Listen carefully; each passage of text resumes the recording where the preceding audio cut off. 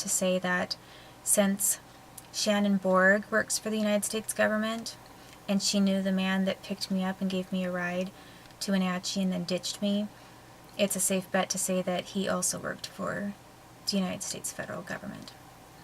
And that the police also knew who Shannon was. And they all knew that they all worked for the government.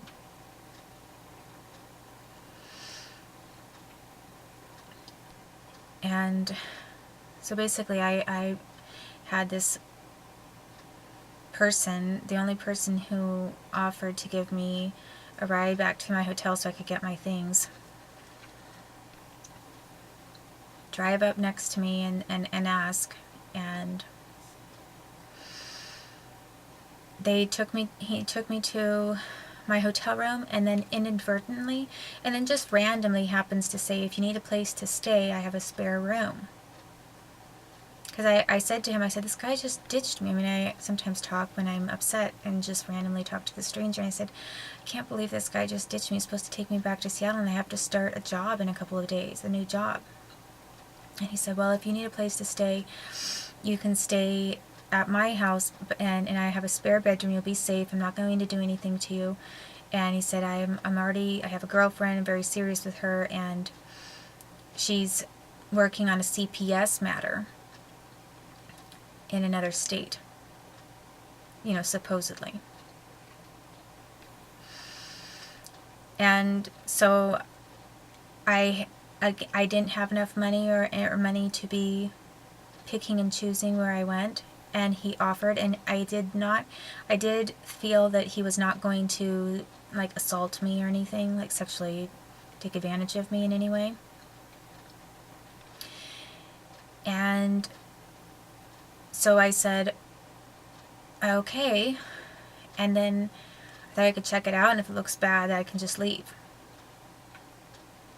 So I picked up my things, and then of course, I'm being led right into another setup with the government.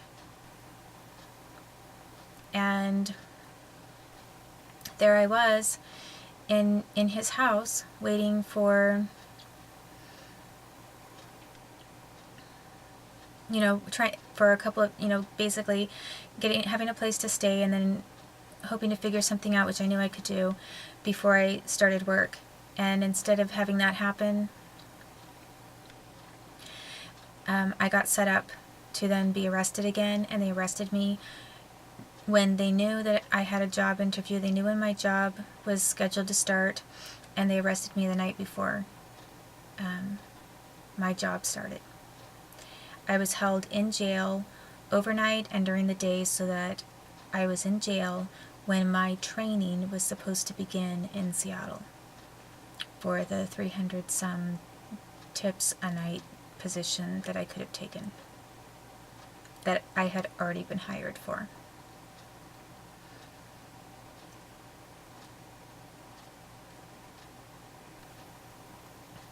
This was the second time that the Wenatchee police did something really horrible to me in conjunction with Seattle FBI.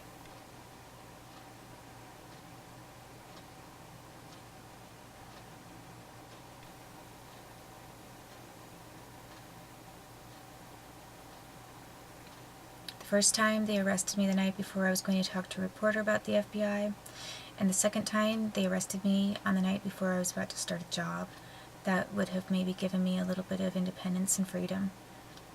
And the FBI did not want me to be back on my feet at all.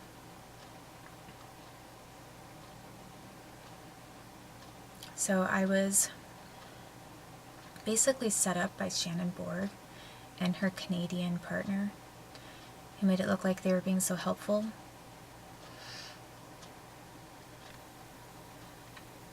And they knew the person who gave me a ride and then ditched me. And then they had somebody just waiting for me to pick me up and take me to their house, and these individuals knew the police.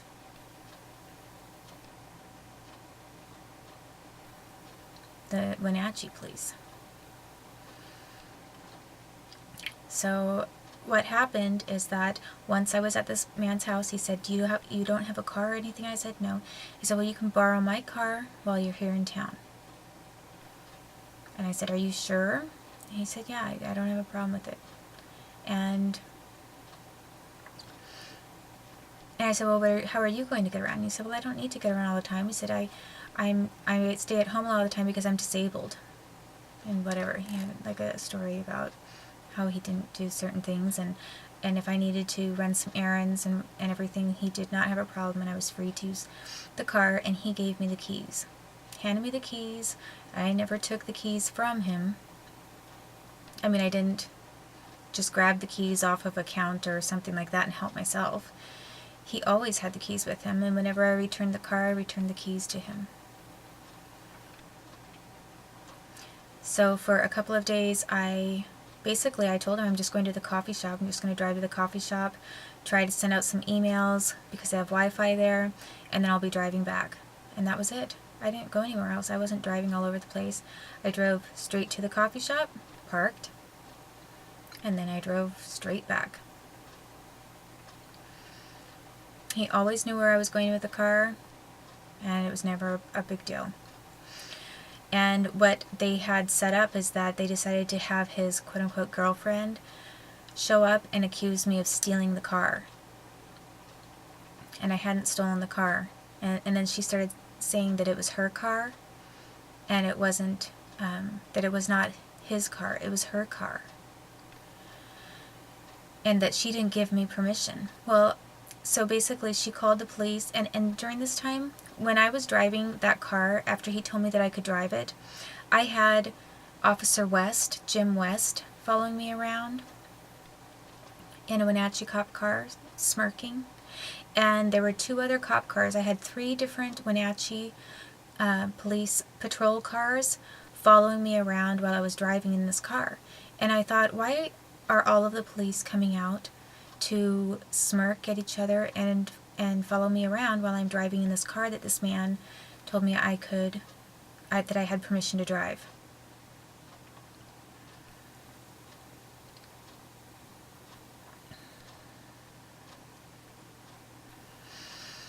And when the police were basically knowing exactly when I was leaving the house of this man, this man's house, that was also another tip-off that they knew the man, because I was in kind of a cul-de-sac area. They wouldn't have been waiting for me to leave his house unless he called them and said, okay, she just left the house.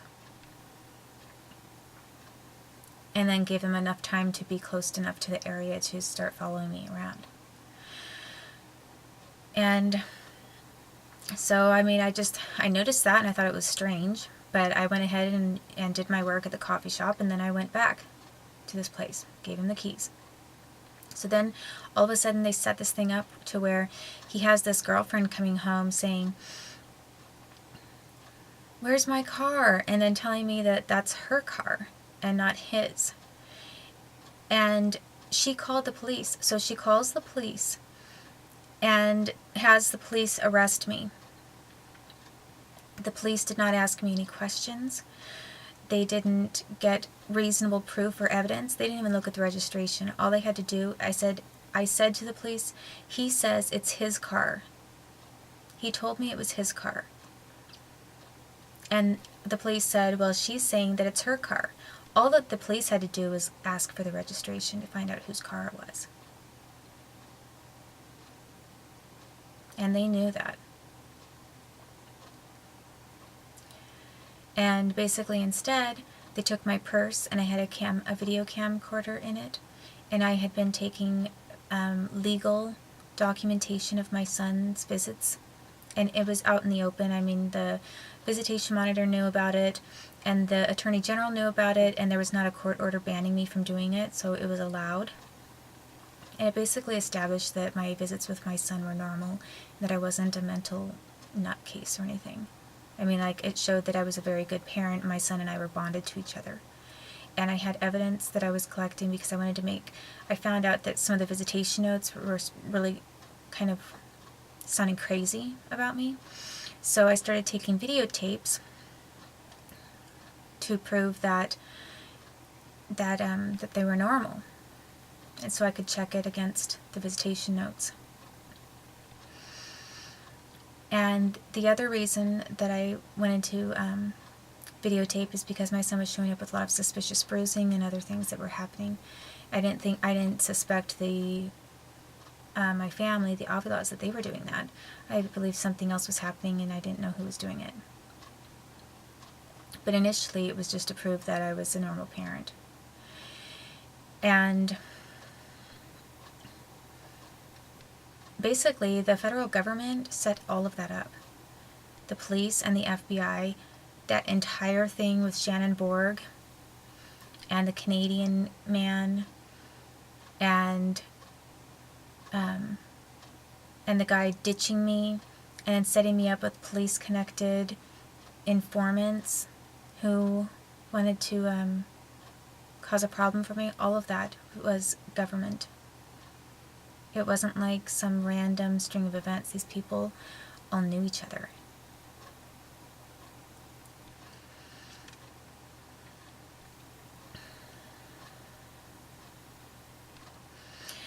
And as I said, instead of just checking the registration, I was told that I was going to jail. And I said, what for? And they said, grand auto theft. I said, are you kidding me? That was the second time that Wenatchee falsely arrested me, put me under false arrest. And Wenatchee did that to me again a couple more times. I was repeatedly falsely arrested by Wenatchee. And it wasn't just Wenatchee that was involved, because the FBI in Seattle was also doing a lot of work with helping them out and giving them ideas.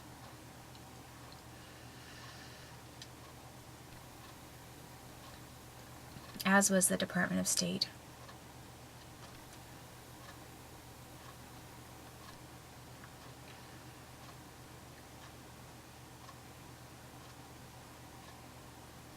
So it's really depressing, like when I think about the fact that that many government people worked so hard to do that many horrible things to me and to disrupt my life. I mean, like, trying to make it look like things were good, like things were going to get better, and then going out of their way to illegally set me up and determinedly take my son away from me. Not because they had done a legal search and found something about me or on me that was illegal. There was never any kind of a legal process. They were just doing whatever they wanted to do, and they were setting me up.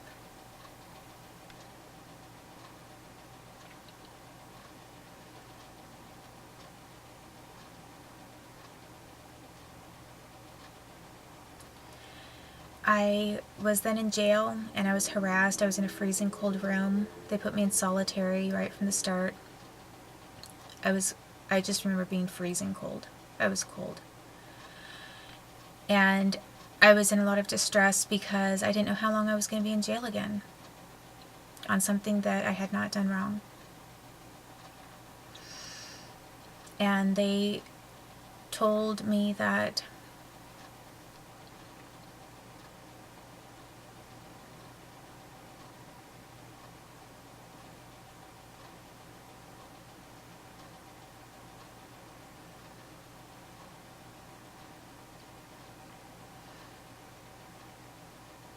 they basically just harassed me. When I got they let me go the next day, but only after I had missed my first day of training. Like, I was allowed to go on personal recognizance or whatever. And I had no place to live. I didn't know where I was going to live because I couldn't go back to that house. And I had been dumped off unexpectedly. I had been illegally locked out of Michael Holt's house, and the police were helping her with that. They didn't care if it was an illegal lockout.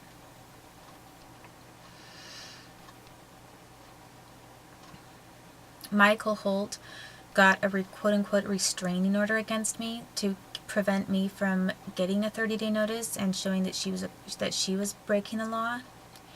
And she got a restraining order against me by lying. The only way